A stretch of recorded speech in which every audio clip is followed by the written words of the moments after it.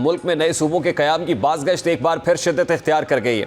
दरहकीकत नए सूबों का मुतालबा करने वालों का मौक़िफ़ यह है कि इंतज़ामी ढांचे की कमज़ोरी और गवर्नेंस के बिगाड़ को दूर करने के लिए नए सूबों का क़याम वक्त की अहम तरीन ज़रूरत है।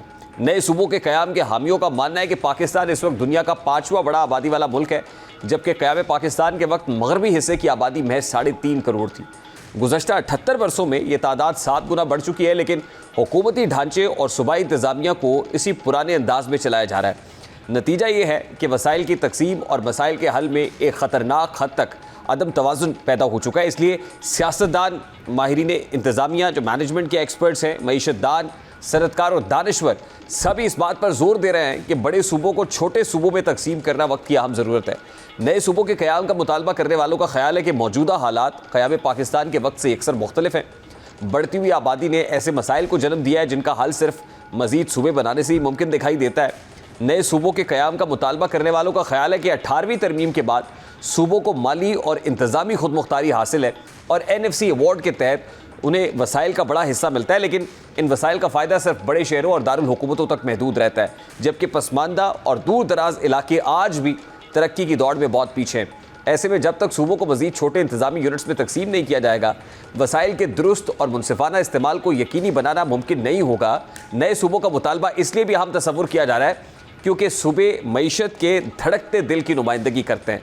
जब सूबे छोटे होंगे तो सरमायाकारी के लिए माहौल ज़्यादा साजगार होगा और मसाइल के फौरी हल में सहूलत मिलेगी, और ये सब बराह रास्त कौमी मईशत के इस्तेहकाम का बाइस बनेगा। इसलिए कहा जा रहा है कि नए सूबों की तश्कील ना सिर्फ अवामी फलाह बल्कि मुल्क की तरक्की और मजबूत गवर्नेंस के लिए भी नागुज़ीर हो चुकी है। और अब वाकिफ़ान हाल ये कहते हैं कि नए सूबे बनाने की जो बात हो रही है उस पर फौरी तौर पर तो नहीं अमल होगा। इसमें ज़ाहिर है बहुत सारी रुकावटें भी हायल हो सकती है।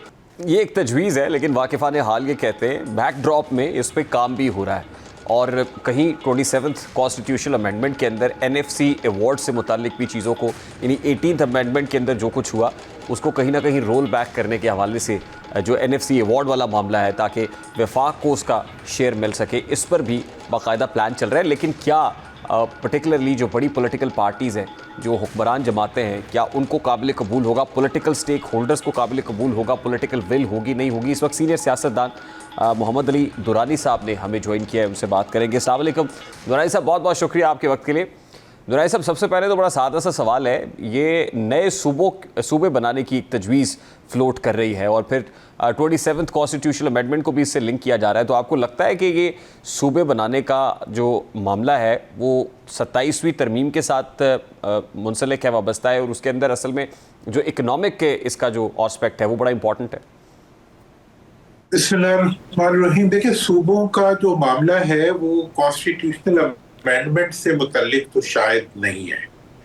सूबों का मामला जो है वो तो जो एग्जिस्टिंग कॉन्स्टिट्यूशन है उसके अंदर भी उसकी प्रोविजन मौजूद है, लेकिन उसके लिए जो पॉलिटिकल जिसे कहते हैं वो एक होमवर्क की रिक्वायरमेंट है वो गालबन अभी हुआ नहीं है, होने वाला है। मासवाए 2 सूबों, बहावलपुर और जनूबी पंजाब सूबा जो है उससे। लेकिन दुरानी साहब, कता कलामी के लिए माजरत, ये जो कॉन्स्टिट्यूशनल अमेंडमेंट है इसका ताल्लुक कम अज़ कम वो NFC अवार्ड से तो है कि जिसको अगर रोल बैक करना है या उसमें कुछ छेड़छाड़ करनी है और वफाक को कोई ड्यू शेयर, यानी वो जो हिस्सा मिलना है जो नहीं मिल रहा, अभी एक तासुर है कि सूबों को चला जाता है, तो उसके लिए तो ज़ाहिर है आइन से छेड़छाड़ तो करनी पड़ेगी। 18th अमेंडमेंट में जो कुछ हुआ वो फिर अनडू तो करना पड़ेगा 27th कॉन्स्टिट्यूशनल अमेंडमेंट। देखें, मैं तो वाहिद पाकिस्तान का पार्लियामेंटेरियन हूँ जो इस स्टाफ पे आज से 14 साल से खड़ा 18th अमेंडमेंट के बारे में। मैंने 18th अमेंडमेंट, यूनानिमस अमेंडमेंट जो थी, उसको मैंने सपोर्ट नहीं किया था, मैंने उसके खिलाफ वोट दिया था, मैंने बाइकआउट किया था, मैंने उस पर प्रोटेस्ट किया था, उन्हीं इश्यूज पे किया था जिनकी आज आप बात कर रहे हैं।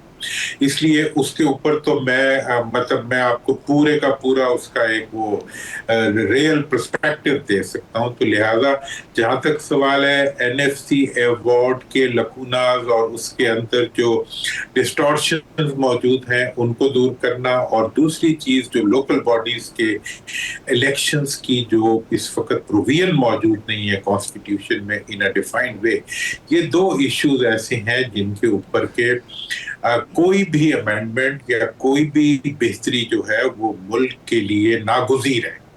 और 18वीं तरमीम के बाद एनएफसी अवार्ड के बारे में मैं आपको ये कहता हूं, एक एनएफसी अवार्ड की तकसीम का जो रेशियोज है वो एक इशू है, उससे बड़ा इशू उसकी पब्लिक तक पहुंचने का राउट है जो कि नहीं बनाया गया। ठीक, यानी वो उसके बाद कुछ शायद अगर पीएफसी भी होता तो बेहतर होता, प्रोविजनल फाइनेंस कमीशन भी होता। ठीक है, बिल्कुल ठीक। Let's make it a bit more simple कि आप कॉमनर को भी समझ आए। ये जो सूबे बनाना है, मजीद सूबे, क्या ये मसाइल का हल है?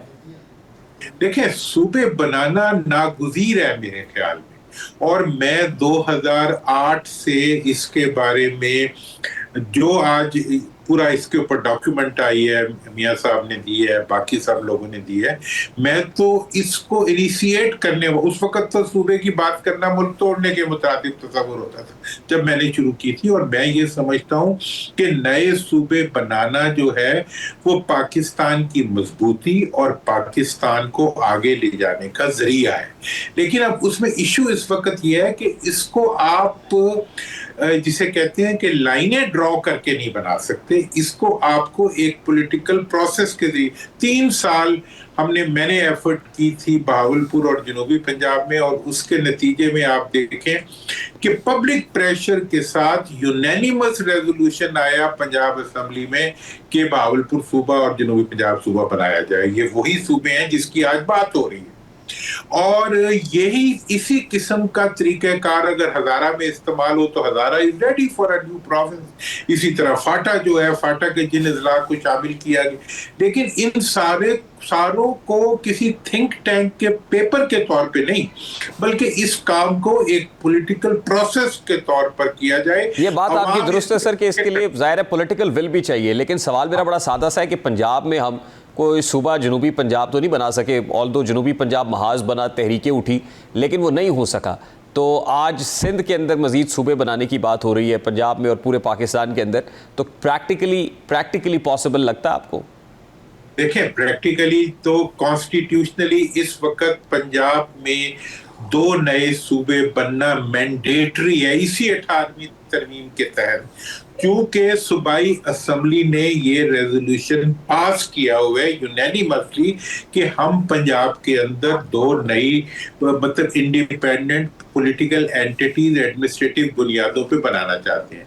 ये चीज जब मौजूद है, इस पे अमल दरामद रोका हुआ है आपके सियासी वडेरों ने, जो कि नहीं चाहते कि पाकिस्तान के अंदर ऐसे इक़दाम उठाए जाएं जिनके नतीजे में गवर्नेंस जो है वो आम आदमी के करीब पहुंच जाए, उसकी मुश्किलात जो हैं कम हो जाएं, जो ब्यूरोक्रेटिक बर्डन है वो कम हो जाए। तो सर फिर अब अमल दरामद कौन कराएगा?